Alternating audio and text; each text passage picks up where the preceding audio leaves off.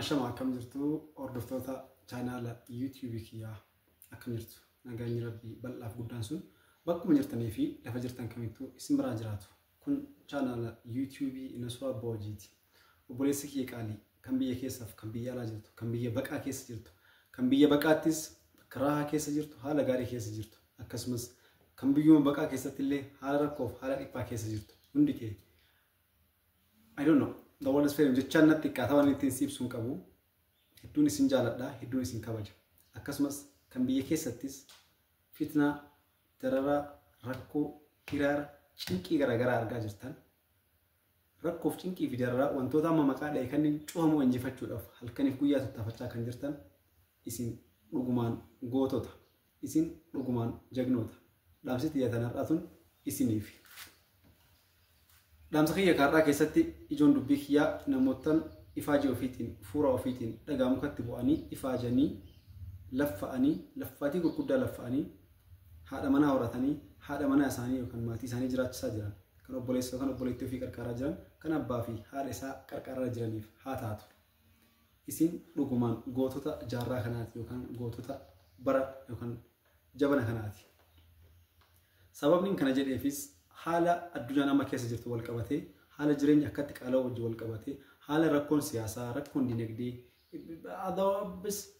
akkuma addunyaatti iyyuu haala hiraaraa fi rakkoon baay'ate kana keessa teessanii kanneen aarsaa guddaa kaffaltanii maatii keessan horataa jirtan maatii keessan deeggaraa jirtan maatii keessan gargaaraa jirtan obboleessa keessan gargaaraa jirtan even if maatii yookaan namoota si marsan bira tarte saba keef uummata keef gargaarsa deeggarsa garaagaraa godhaa kan jirtan hundi keessan ulfaadhaa galatoomaa isiniin jechuu barbaada.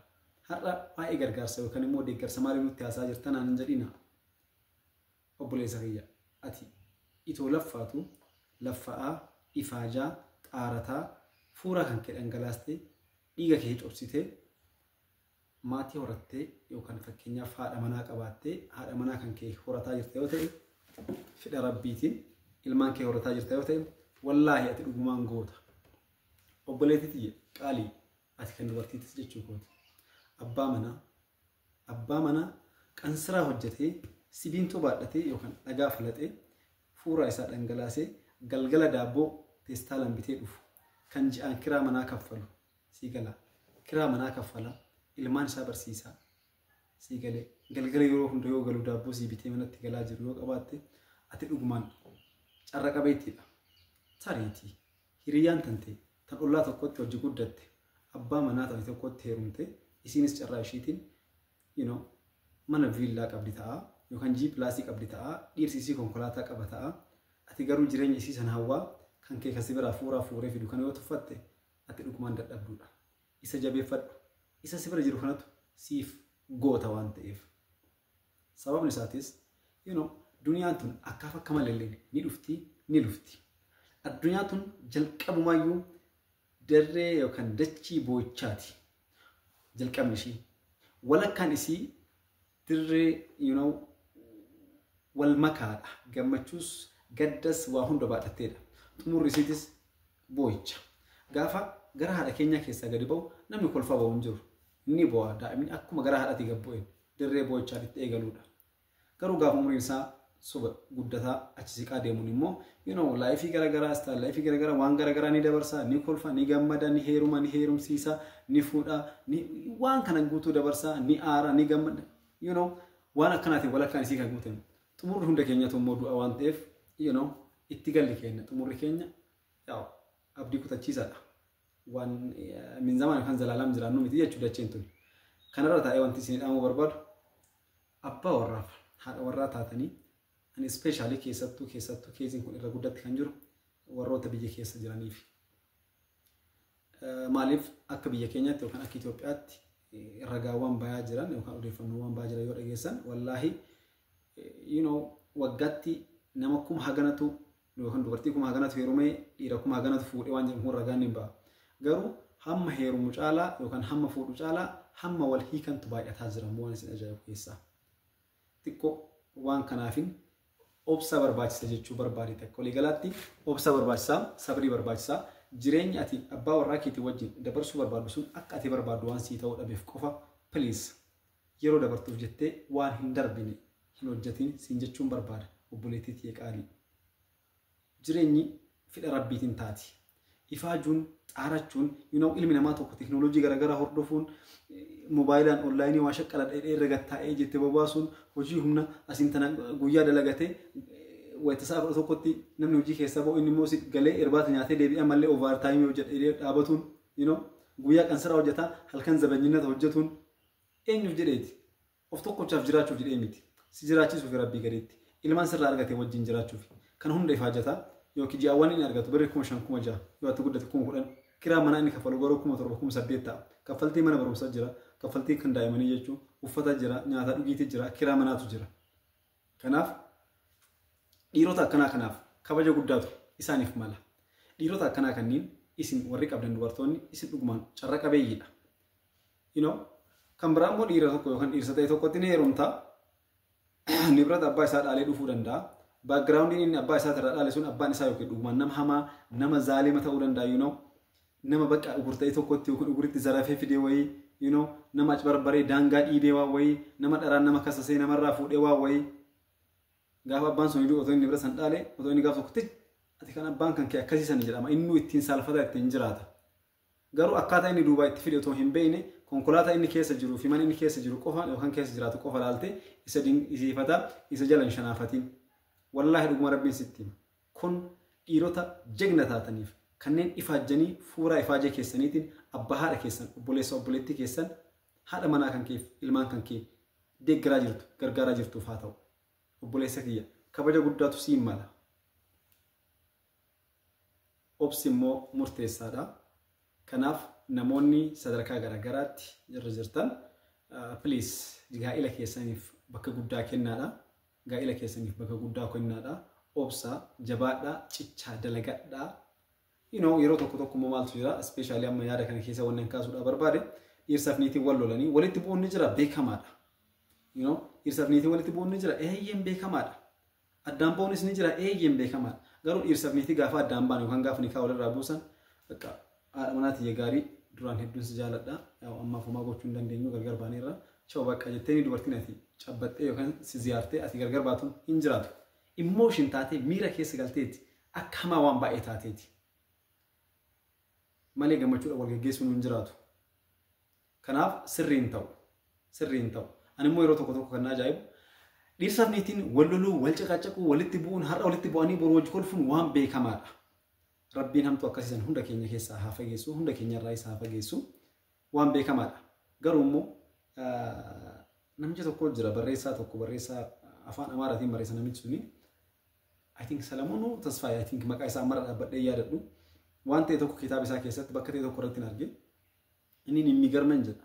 እኔን የሚገርመኝ ባልና ሚስቶች በጣም ይጣሉና በጣም ይጨቃጨቁና ችግራቸውን በመነጋገር መፍታት ሲችሉ በመነጋገራቸው ችግራቸውን ያለ መፍታት ከመፍታት ይልቅ ይስማማሉ ጀዴ በምን ላይ በመፋታት ላይ በጣም ናጃይ ወላሂ ጀች ሰማይ ንንቅስ ይባል ዲርሳፍ ኔቲት ወሎ ለጀዴ ወልጨቀጨቁ ወልበስ ፊትና ወልካ እንጀዴ ገሩ ዋንተ የተቆረጥ ሞሊ ገሉ ጀዴ ወልሂነ ከጀዱ ሀረት ሞሊ ገሉ ጀዴ ማቲ ኢጃራተኒ ilmaan horanii jireenya meeqa gaaf meeqa qoqa wajjibulanii yookiin firaash madaabaraa irra yookiin irbee afatanii hojii rafanii sanbira tanaarii abbaa qabeenya gurguddaa ta'anii bakka inni laayifii meeqa hojii dabarsanii gaafa har'a wal lolan bakka anis siin ta'u atis naan taatu jedhanii waliiknaa waliin ja'an jedhe. Sigala silaa garuu qo'i rakkoon kiyya maal ishi atillee kan sirreeffadha illee kan sirreeffadha namni nuun dhagayin bakka guddaa rakkoo meeqa keessa waliin tarree dhufnee as geenye irra waan ta'eef jedhanii osoo wal gorfatanii walii obsuun danda'amu. Wantoota akka kanaati waliin dubbachuu irratti walii galuu dhabaniit waan jireenya jedhamu san diiguu irratti immoo walii galan jedhe. Na ajaa'iba jedhe namoonni akkasii silaa akka walii galuu hin qabne addaan baanaa san irratti walii galuun hin qabamu ture jechuudha. Ijoon dubbii kanaa bakka na hiiki siin hiiku jechuu ni qabu ture. Isiin yoo isiin immoo na hiiki jettu inni siin hiiku yoo inni immoo abadan bakka ati naan taatu si hiikee na hiikuu hin qabdu siin nan hiikin bakka abadan si dhiisee hin jiraadhu akkanuma wal fixaa jiraanna malee. Otoo jetteen irra caala gaarii jedha. Kanaaf obsi baay'ee murteessaadha. Yaadanis wal gargaaraa jechaanis gochaanis wal gargaaraa deemuun baay'ee barbaachisaadha. Kana keessatti immoo fakkeenyaaf I don't know maal akka isiniin jedhu hin beeku wallaahi namoota hedduutu karaa keessaatiin dhufee waan hedduu na gaafachaa ture minimum nama 5-16 oli wallahi waan hedduu gaafilee garaagaraa naa kaasaa turani gaafilee sana hundaaf an ogeessa seeraatii miti yookaan abukaatoos miti yookaan immoo nama dhimma gaa'ilaas baay'ee qo'atuuf qoratus miti gahee kiyyaas ogummaa kiyyaas miti garuu maal inni miidiyaawwan garaagaraa ni hordofa yoon inni ilaala ni daawwadha sa'aatii boqonnaa kiyyaatti bareechee ilaala kitaabilee garaagaraa bareechee dubbisa laka alhamdu wallahi akka gaariitti dubbisa kana keessatti immoo baqa waan baay'een arga waan baay'een dhagaa waan dhagaa kana immoo namaan ga'uun dirqama waan ta'eefini waan ijoo kan isiniif kaase so akka walii galatti waan jechuu barbaadu obboleettii hiyyummaaf jettee abbaa warraa kan gaafa dargaggummaatti wal jaalattanii waliif maraattanii wal maraachitanii waliin bakka meeqa aarsaa meeqa hojii kaffaltan san har'a guyyaa keessa sababa hanqina biizinasiitiin yookaan dhabamuu diinagdeetiin akka gaafa awwalaa san dubbiin ta'uu dhabuudhaan addaan akka baatan isiniif hin eeyyamu kun fedhii kiyya yookaan yaada dhuunfaa kootiiti wal galfachuun irruma caalatti gaariidha atis yaa dhiira yeroo tokko miti warra dhiiraa kun ni hojjetta financially waan ta'e tokko aarsaa kaffalte asiin kontiroobaandii naggaadee asiin qonna qottee asiin qotiyyoo gabbistee asiin hoolaa gabbistee asiin killee naggaadee asiin suuqii bantee kun hundi yoo si didu shaayibeetii bantee shaayibeetii yoo si kasaarse dhiiftee waan biraa hojjettee saniin irraa ilmi dhiiraa kun akka salphatti miti kan waa fidu wallaahi billaahi akka salphatti miti aarsaa kaffaleeti lubbuu ofii wariigama kaffalee fida waan ati aarsaa itti kaffaltee fiddisan gaafa haadha manaa fuutee waggaa 1-2 jiraattu immoo wanti hundi akka ati yaaddisan si ta'uu dhabuu danda'a wantoonni hedduu si jala loos ta'uu danda'u bakka dhabamuu danda'u gaafa wantoonni si jala dhaban abdii kutachuun sirran jiraatu yeroo tokko maal inni waan akka sun waa wayitiin dhufee baluun sun guddate suma jedhan tasan dhabdaan kasaarta suni fedha rabbiitiin tarii tokkoffaa jalqabarratti dogoggora ta'e hojjetteeni lammata immoo dogoggora ta'e hojjetsan irrattu rabbiillee beekuman sifattan ofaan san gochuu danda'a namoota baay'een beekan konkolaataa qabu osoo jedhan miiliyoonera osoo jedhan ka zeeroo irratti deebi'e har'a immoo zeeroo san irraa ka'ee wallaahi nama har'a miiliyoonera irra jiru ayitiin har'a hundoon bakka tokko dhaqeen ture nama dargaggeessaa tokko waan isin ajaa'ibu keessaa obboleessi isaa hangafaa abbaa qabeenyaa ture yookaan isa caala qabeenya guddaa qaba ture inni xiqqishuun yookaan quxisuun kun immoo isa jala hojjetaa ture jechuudha isa jala hojjetaa ture bakka sunisii galee gurra isa micciiree ergataa ture akka seenaan natti himanitti wallaahi dhugaa rabbiitti waan baay'ee ture jedhan garuu inni xiqqaan isa jala jiru kun waan inni duraan isa godhe san guutuu obsaatiin ture hojjetee mataa gadi qabatee hojjetee magaalaa kana keessa gara Finfinneetti galee kasaareera osoo jedhan osoo waa meeqa isaan jedhan osoo waa meeqa tapha keessa ba'e jedhaniin waan ta'e tokko bakka ol fiigee gaffiigee mana puuliyoo banee sanumarraa ka'ee maal jedhee har'a miiliyoonera obboleessi isaa inni duraan miiliyoonera yookaan immoo abbaa qabeenya ture sun immoo har'a kasaaree jira waan si ajaa'ibu keessaa har'a garuu inni xiqqaan suni mucaan xiqqaan sun wallaahi wabillaahi hangafni isaa sun abin gashii min laamxaalla min laargalle haqiiqatan ija kiyya akka qabrii galu kan argee jechuudha gamoo guddaa tokko ijaaree ture gamoo guddaa tokko ijaareera mucaan nama xiqqaan isin jedhu kuni abbaa qabeenyaa ta'eera even if bakka tokko lamatti iyyuu manneen kan biraa ijaaree sababa ta'e tokkoon karaa baankiitiin haala wayii mijeessee haalli sun waan hin taane keessa isa galchee sadarkaa kasaaruuti irra ga'ee achirraa agaggameeti waa meeqa ta'ee san keessaa baay'ee jechuudha har'a bakka guddaa kan ga'e seenaa guddaadha akka magaalaa Shaashamanneetti yeroo jalqabaatiif hin arge hojii Finfinnee irratti dalagamaa jiru yookaan isa real estate dhiyaan asiin dura isinii beeksisan abbaa manyitaa tokko abbaa manyitaa lamaa kuushinaaf shinti beetii shaaworii kan of keessaa qabu maal manni akkanatti hojjetamaa qidmaa yookaan kaffaltii dursaa kana kaffaltanii kan isin irratti hafe immoo waggaa 2 booda hojjettanii kaffaltan maal isin jedhu san bakka walumaa galatti hojii real estate yookaan manneen ijaaranii gurguruu irratti bobba'ee Finfinnee irratti hojjetaa ture asitti garuu dhufee fooqiin sun sadarkaa 4 mooshin jira I think mana san ijaaree xumuree jira amma jala isaa guutummaatti suuqiiwwan gosa garaagaraatiif ta'an kan baankiif ta'an kan kaafeedhaaf ta'an kana ijaaree gubbaa isaa mootiyyuu akkuma warra Finfinnee sanitti abbaa gurfaa yookaan manyitaa beetii tokko ni qaba saaloonii ni qaba shinti beetii fi shaaworii ni qaba kichiin addatti ni qaba kana ka guutate abbaa beedruumii tokko jedhama kaartaa pilaanii itti hojjetee tokko isaatiin jechuudha walumaa galatti manneen fooqa san gubbaa jiran mataan kaartaa pilaanii itti hojjetee waan isin ajaa'ibu keessa waan Adaamaa irratti gammaatti eegalamin inni immoo magaalaa Shaashamanneetti eegaluudhaaf deema inshallah amma finishingiin isaanii xumuramee jira lafti qofa seeraamii kan dalagamu jira maybe gaafa hojjetamee xumurame kaashiidhaan gurguramoo karaa baankiitiin haala mijeessee gurgura ka jedhu kun waan wajjumaan ilaallu ta'a walumaa galatti ijoon dubbiitii yaamalini ilma dhiiraa fitnaa baay'ee argaa ni dhufa duniyaa ni hojjetaa ni faajaa ni fida ni dhaba dhabuu sanirraa kaka'e immoo namoonni tokko tokko yeroo baay'ee ol dhufanii takkama yoo dakatti gaddeebi'an abdii kutachuun jimaa sigaaraa dhugaatiiwwan alkoolii gosa garaagaraa eegaluu jireenya isaa kan mana keessa jiru bakka baxabbatu yookaan abdii kutatanii waa wayii booressuu kunis ni jiraata garuu akkasuma gaarii miti. Just try it. Yaaluun ammas irra deebitee hamma lubbuun xirri jettee si keessaa baasutti irra deebitee yaaluu sirra jiraata. Kanneen kufanii hafan dadhaboodha. Kufuun birqii miti. Kasaaruun birqa adeelam waan isin ajaa'ibu keessaa. Waxxiree kasarraa jabaattee hojjannaan bakka kaleessa namni itti si eegeessanii yookaan bakka kaleessa jirtu sana irraa har'a waan dhabamteef namoonni waan ati deebitee hin kaane itti fakkaata.